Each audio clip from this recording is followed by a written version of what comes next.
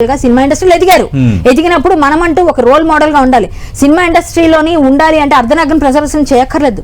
చీరలు కట్టుకుని వెళ్ళొచ్చు, ఎవరిష్టం వాళ్ళదే కావచ్చు.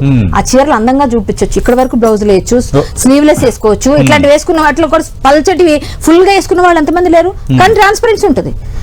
రమ్యశ్రీ గారు చాలా సార్లు మంచి చీరలు కట్టుకుని నేను చూసా, కానీ డ్రెస్సింగ్ సెన్స్ నాది అనడం అయితే తప్పండి. భారతదేశంలో ఒక గౌరవాన్ని పెంచుకున్న మీరు ఈ దేశ సంప్రదాయాలకు కూడా మీరు ప్రతీకగా ఉండాలి కదా.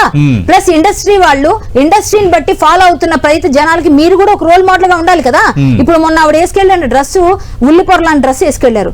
నేను మొన్న ఒక హీరోయిన్ కి ఒక బ్యాడ్ ఇన్సిడెంట్ జరిగింది, ఆవిడ పేరు నిధి అగర్వాల్. నిధి అగర్వాల్. నేను ఆ రోజు ట్వీట్ చేశాను, నేను పోస్ట్ పెట్టాను ఫేస్బుక్ లో. పెడితే అందరూ కింద ఆమె డ్రెస్ కూడా బాగాలేదు అని కామెంట్ చేశారు. అది అంతవరకు నేను అబ్జర్వ్ చేయలేదు. బట్ ఏంటంటే ఆ డ్రెస్ నిజంగానే బాగాలేదు. ఆమెకి హీరోయిన్ కదా. ఇప్పుడు ఇంకొకటి ఏంటంటే అండి, ఎంత పొట్టిగా డిజైన్ చేస్తే, ఎంత పొట్టిగా డ్రెస్ డిజైన్ చేస్తే, అంత షార్ట్ గా చేస్తే అంత పెద్ద డిజైనర్స్ అయిపోతారు. ఈ హీరోయిన్లు అన్ని వేసుకుంటారు, ఎందుకంటే వీళ్ళు గ్లామర్ గా ఉండాలి అనుకుంటారు. సో హీరోయిన్ అనే కాదు, ఇండస్ట్రీలో నేను గ్లామర్ రోల్స్ చేశానండి, చేయలేదని కాదు, నేను చేశాను. కానీ నేను సినిమా ఇండస్ట్రీలో కావాల్సిన రోల్ వరకు చేశాను. బయట ఎప్పుడు నేను అలాంటి ఒక్క డ్రెస్ కూడా వేయలేదు, ఎప్పుడు కూడా నిండుగానే ఏ డ్రెస్ వేసినా. సో ఎందుకు అంటే నా ఇష్టం, అది నాకు ఇష్టం అలా ఉండడం. కానీ నా సంప్రదాయాన్ని నేను కాపాడడం కోసం వేసుకుంటాను. నా ఇష్టం అంటే నేను కూడా వేసుకోవచ్చు, నన్ను ఎవరు అడగరు. కానీ అది కాదు.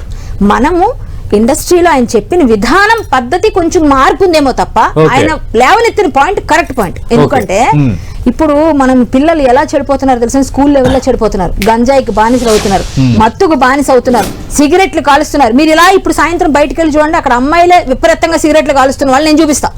ఎందుకు నా ఇష్టం అంటే రేపొద్దున నువ్వే ఇలా ఉంటే నీ కడుపును పుట్టబోయే పిల్లలకి ఖచ్చితంగా లేనిపోయిన అలవాట్లన్నీ వస్తాయి. అంటే నువ్వే మంచిగా ఉండాలి, తల్లి బాగుంటేనే. ఇండియన్ కల్చర్ అంటే నువ్వే సారీ వేసుకో అని ఒక కామెంట్ చేశారు చిన్మయ్య గారు.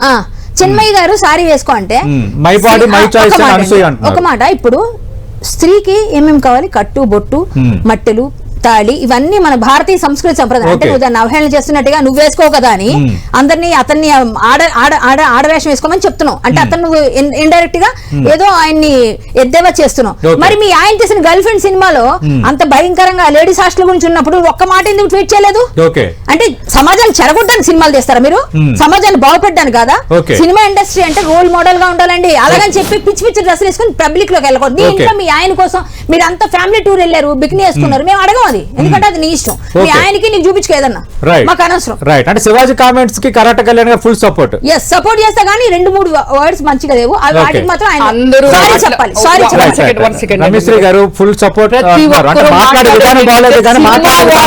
ఇందాక నేను కూడా అదే అన్నాను కదండి.